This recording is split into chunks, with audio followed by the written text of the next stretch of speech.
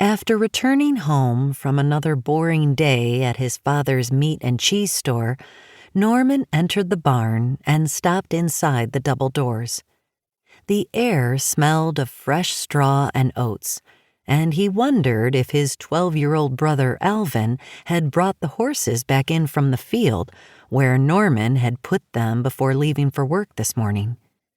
Sometimes Alvin got sidetracked and didn't do as he was told, which Norman hoped was not the case today. He tipped his head. Apparently, Alvin had brought them in, because snorting and hoof-clomping echoed down the corridor leading to the horses' stalls. Norman would eventually check on his own horse, Rusty, but right now he wanted to be alone and spend some time with his thoughts. With fingers clenched tightly into his palms, he paced from one end of the rustic wooden building to the other. After all this time since his sister's disappearance, nothing had been resolved. There'd been a thorough investigation with numerous questions asked, but they were no closer to finding out what had happened to Rosa than they had been the first day she'd disappeared. Norman's parents had contacted the sheriff as soon as they knew something wasn't right about her disappearance. Everyone in the family had been questioned several times. All her friends had been investigated too, but no one had offered anything of value.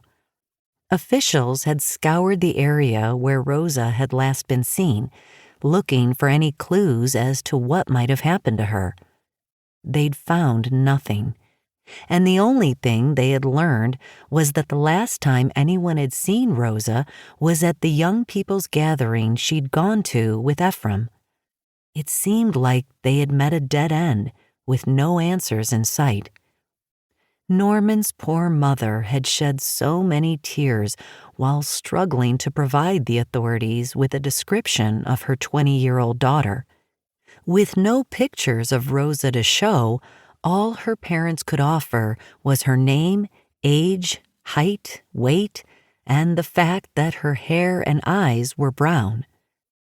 Norman pondered on the fact that his sister had not joined the Amish church, and even with the pressure she'd received from their father, she'd insisted that she wasn't ready to make a commitment or acknowledgement of her faith in God.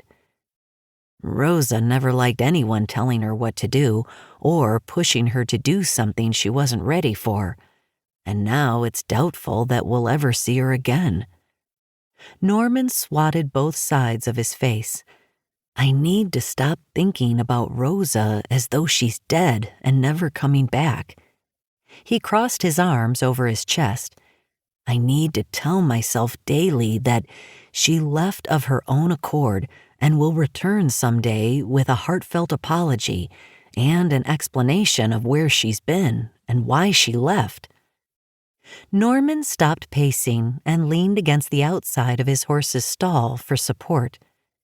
He'd had a hard time keeping his mind on work or anything else since Rosa's disappearance. The fact that she'd gone missing and hadn't been found haunted him day and night. Even after this much time had passed, he continued to struggle with anxiety, thinking about his sister and wondering what could have happened to her. What reason would Rosa have had for running away from home? So many questions, yet no answers. He reflected more on Rosa and her outstanding personality traits, both negative and positive. She had always been the outgoing, competitive type, and sometimes became overly emotional about things.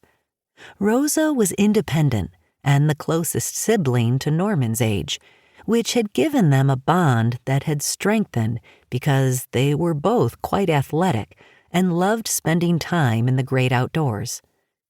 With Norman being 4 years older than Rosa, however, even at a young age, he'd felt responsible for her and seen himself as his sister's protector.